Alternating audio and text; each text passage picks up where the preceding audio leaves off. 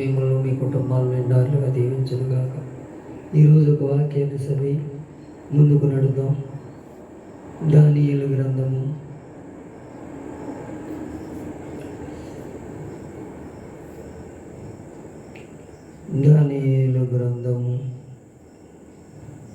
11వ అధ్యాయం 32వ వచనాన్ని నేను చదువుతున్నాను.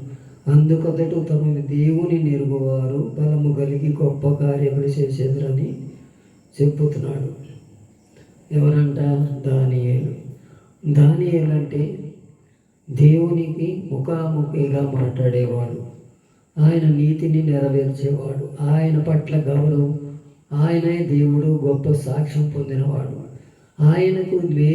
ఆయనకెవరూ సాటి లేరు. అయినా సరే ఆయనతో మాట్లాడే మాటలు కూడా అన్నీ కూడా జ్ఞానంతోనూ అన్నీ పరిశుద్ధాత్మ శక్తితో నింపబడి ఆయనతో ముఖాముఖిగా దర్శనాలు నెరవేర్చేవాడుగా ఉన్నాడు. ఆయన అంటున్నాడు, తమ దేవుని నెరుగువారు గొప్ప కార్యాలు చేసేదారు. వాళ్ళు ఏమంటున్నాడు? ఇక్కడ పైన కూడా మాట అన్నాడు. అందుకతడు ఇచ్చక మాటలు చెప్పి నిబంధన అతిక్రమించే వారిని వశపరుచుకొనును అంటున్నాడు. ఇచ్చక మాటలు అంటే ఇక్కడ చెప్పే మాటలు అక్కడ చెప్పే మాటలు చెప్పేవారంట ఇచ్చక మాటలు అంటాయి. అవి దేవునికి నచ్చే మాటలు కాదు.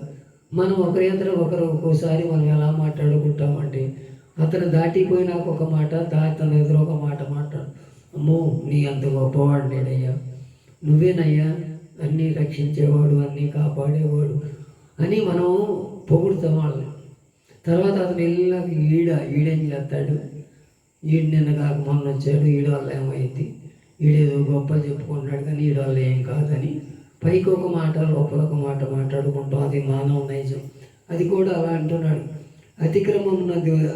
అతిక్రమం జోలికి వెళ్ళకూడదంట, నీతిని నెరవేర్చేవాడేనంట అక్కడ దేవుని సన్నిధిలో నిలబడేవారు.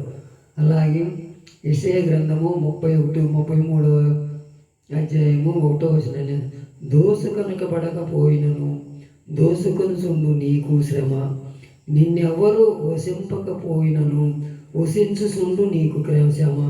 నీవు దోసుకొనుట మానిన తర్వాత నీవు దోసుకొనబడదు, నీవు వశించుట ముగించిన తర్వాత కూడా జనులను హింసించేదరంటున్నాడు.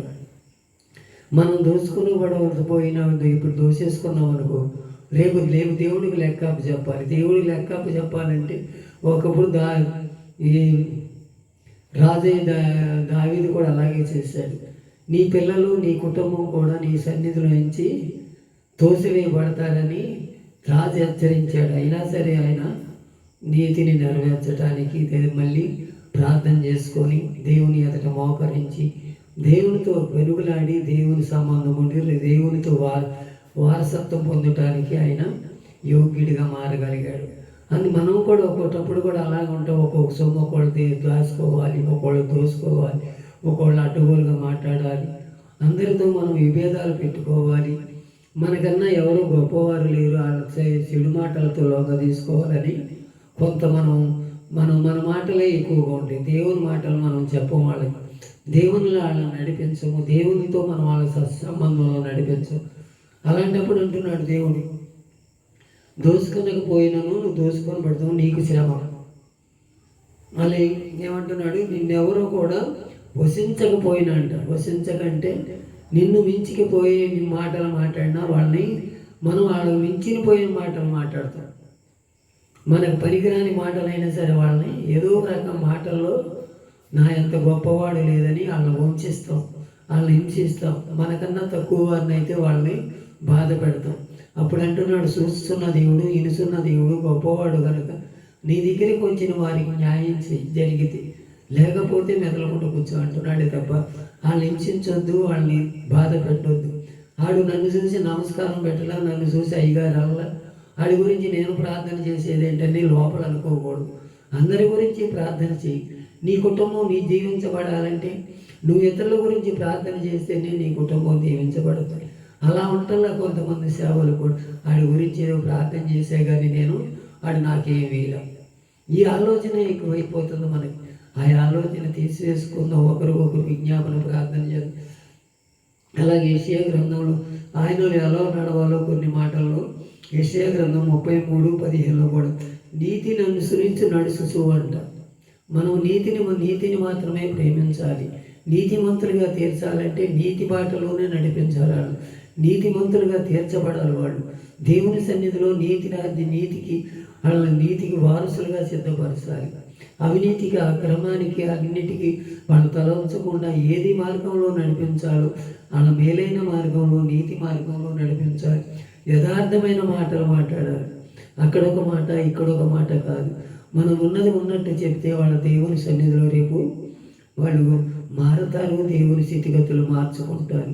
మనం యథార్థమైన మాటలు మాట్లాడుతున్నామా, నీతిగల మాటలు మాట్లాడుతున్నామా, మన హృదయాలు పరిశోధించుకోవాలి. మనం ఎవరికి పడితే వాళ్ళకి ఏది పడితే అది మాట్లాడకూడదు. ఎవరెదట పడితే వాళ్ళ ఎదట మనము నీతిమంతులుగా తీర్చబడ్డామే. దేవుని రాజ్యానికి వారసులు అవ్వాలంటే ఇవన్నీ మనకి కనపడాలి. నీతిమంతులుగా ఉండాలి, యథార్థంగా ఉండాలి. నిర్బంధన వలన వచ్చే లాభమంట ఉపేక్షించకుండా, లంచం పుచ్చుకొనకుండా, చెవులు మూసుకొని, చెడుతనము చూడకుండా, కన్నులు మూసుకొని ఉన్నత స్థలంలో నివసించాలంట. మనం చెడు అనేది మన పట్ల జరుగుతుంది, మనకు ఎదురు కనబడుతుందంటే దాన్ని కన్నులు మూసుకోవాలంట.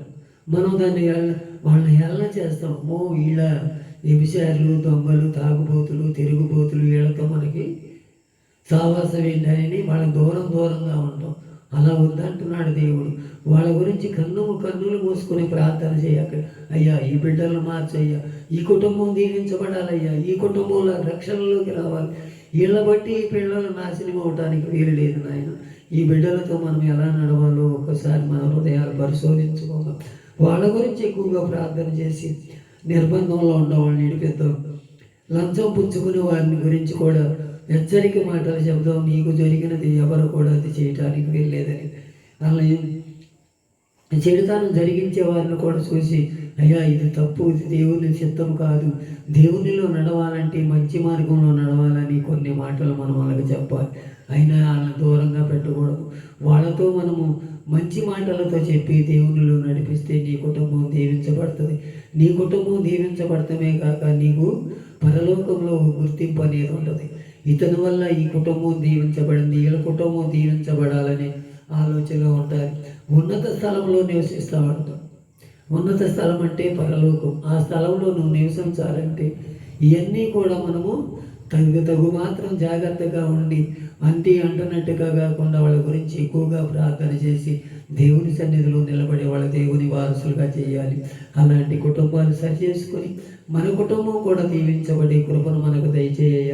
అయ్యా చెడుతనంలో ఉన్నారయ్యా, నశించిపోయిన దాన్ని ఎతికి రక్షించడానికి ఈ లోకానికి వచ్చానంటున్నావయ్యా, నీ కృపలో వీళ్ళని జ్ఞాపకం చేసుకోనాయన అని మనం ప్రార్థన చేస్తే మన ప్రార్థన పరలోకంలో ఉండి దిగి వచ్చి మన ప్రార్థన ఆలకించి వారి కుటుంబాలను దీవిస్తాడు.